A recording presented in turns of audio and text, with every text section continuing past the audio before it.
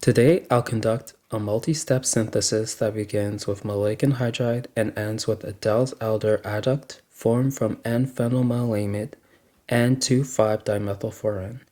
This sequence shows how a simple starting material can be converted step by step into a more complex bicyclic product.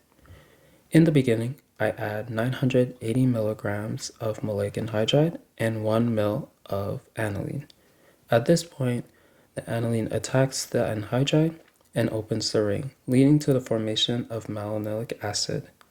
This intermediate is important because it contains the functional groups needed for the next transformation in the synthesis. After the malonylic acid forms, I carry out the dehydration step. To promote cyclization, I add 300 milligrams of sodium acetate, followed by 6 ml of acetic anhydride.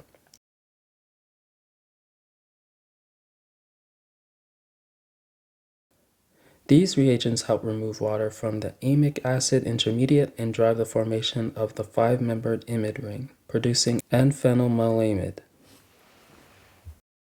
Once the dehydration is complete, I remove the solvent. This step is not necessary because water can be used to precipitate the imide. Regardless, by reducing the solvent, the product is ready to react cleanly with the diene in the next step. Next, I add the furan, specifically 2,5-dimethylfuran, to the N-phenylmaleimide. This sets up the Diels-Alder reaction where the electron-rich diene reacts with the electron-poor maleimide dienophile. The reaction forms a bicyclic adduct in a single concerted step, which makes it a very effective way to build molecular complexity. The major product is also an exoadduct rather than the endoadduct.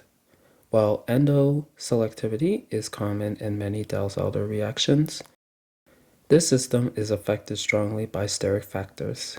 The substituents on both the maleimide and the furan make the endo approach less favorable, so the exo pathways are preferred. Overall, this sequence moves from maleic anhydride to malonylic acid to N-phenylmaleimide, and then finally to the exo-Diels-Alder adduct. It is a clear example of how a multi-step synthesis can be used to transform a simple starting material into a more structurally complex product.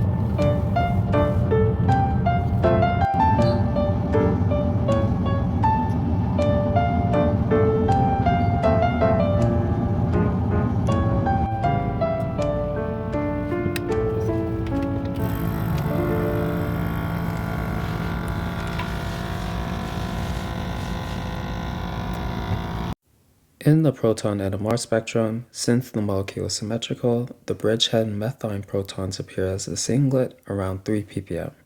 The two methyl groups are also equivalent and show up as a singlet integrating to 6. The aromatic protons appear as a multiplet between 7 and 8 ppm, and small additional singlets in the methine and methyl regions indicate a minor endo isomer.